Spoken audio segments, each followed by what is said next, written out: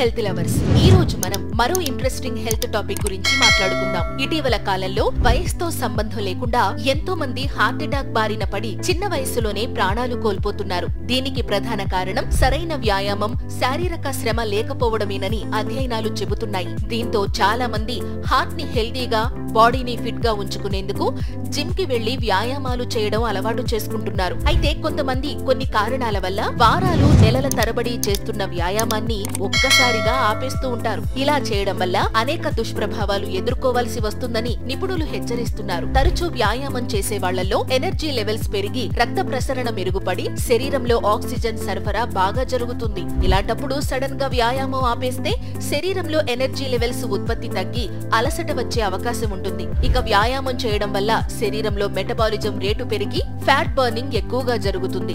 ఇలాంటి టైంలో సడన్ గా వ్యాయామం ఆపేస్తే మెటబాలిజం రేటు తగ్గి శరీరంలో ఫ్యాట్ పేరుకుపోయి బరువు పెరిగే అవకాశం ఎక్కువగా ఉంటుంది. ప్రతిరోజు వ్యాయామం చేయడం వల్ల రక్త ప్రసరణ బాగా జరిగి హార్ట్ హెల్దీగా ఉంటుంది. ఒకవేళ వ్యాయామం చేయడం సడన్ గా మానేస్తే రక్తపోటు స్థాయిలో మార్పులు వచ్చి హార్ట్ ప్రాబ్లమ్స్ వస్తాయి. కండరాలను దృఢంగా చేసే కొన్ని రకాల వ్యాయామాలు సడన్ గా ఆపితే కండరాలు వీక్ అయ్యి చిన్న పనులకే అలసిపోయే అవకాశం ఉంటుంది. నిత్యం వ్యాయామం చేయడం వల్ల విడుదలయ్యే ఎండార్ఫిన్ హార్మోన్ మానసిక ప్రశాంతతను కలిగిస్తుంది. ఇక సడన్ గా వ్యాయామం చేయడం ఆపేస్తే స్ట్రెస్, ఒత్తిడి వంటి మానసిక సమస్యలు తలెత్తవచ్చు. అలాగే నిత్యం వ్యాయామం చేయడం వల్ల రక్త ప్రసరణ మెరుగుపడి శరీరం రక్తంలోని టాక్సిన్లను ఈజీగా తొలగిస్తుంది. ఒకవేళ మీరు సడన్ గా వ్యాయామం ఆపేస్తే రక్త ప్రసరణకు ఆటంకం ఏర్పడి కాళ్లవాపు, కాళ్ల నొప్పులు వంటి సమస్యలు రావచ్చు. కాబట్టి వ్యాయామం చేసేవాళ్లు సడన్ గా వ్యాయామం మానేయకుండా దానిని క్రమంగా తగ్గించుకుంటూ ఉండాలి. కఠిన వ్యాయామాలకు బదులుగా తేలికపాటి యోగా,